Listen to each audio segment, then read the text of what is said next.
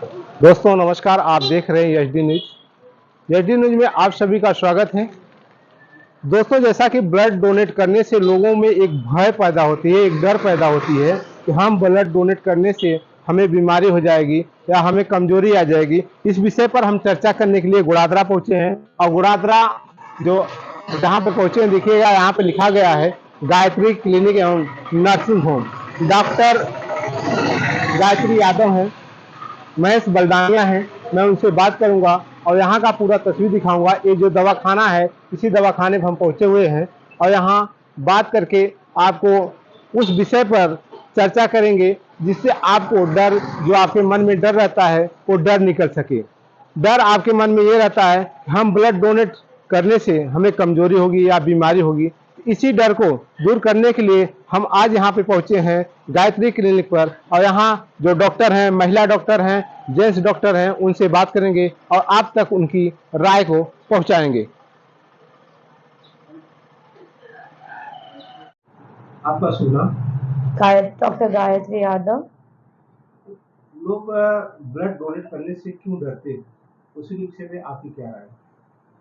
ज्यादातर कैसा होता है कि लोग जब ब्लड डोनेट करने जाते हैं तो उन्हें ऐसा लगता है कि शायद उनको कमजोरी आ जाएगी, चक्कर आ जाएगा, उल्टी होगी या फिर उनके में ब्लड की कमी हो जाएगी। ऐसी थोड़ी मिथ वगैरह ऐसा अजानकारी है लोगों में, बट एक्चुअली ऐसा नहीं होता है।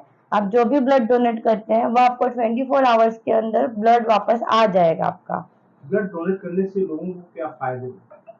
मोस्टली उससे आपको कार्डियक डिजीज की जो रिस्क होती है वो कम होती है।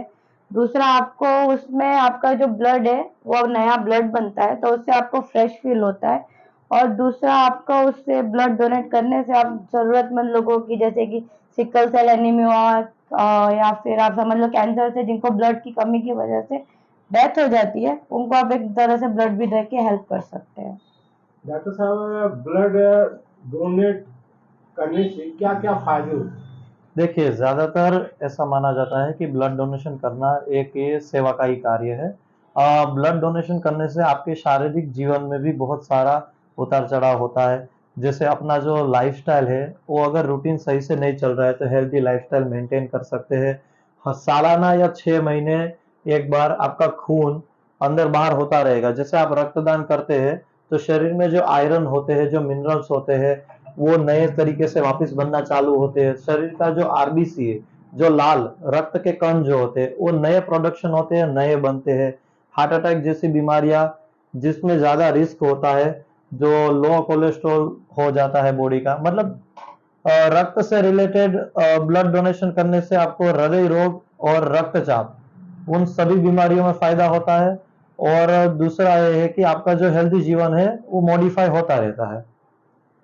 ब्लड डोनेट जो लोग करते हैं, तो इन जो ब्लड, जैसे एक बार डोनेट करने में कितना ग्राम ब्लड दिया जाता है? ज्यादातर ऐसा मान्यता है कि आपको, अगर आपकी उम्र 16 साल या 17 साल से ऊपर की उम्र है तो आप रक्तदान कर सकते हैं। और आपका वजन जो है वो 110 पाउंड, मतलब कि 45 किलो के ऊपर होना चाहिए।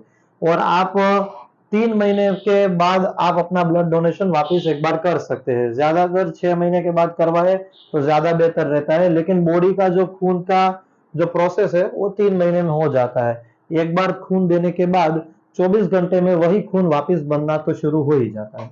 ब्लड डोनेट करने समय क्या क्या चीजों को ध्यान रखना पड़ता है?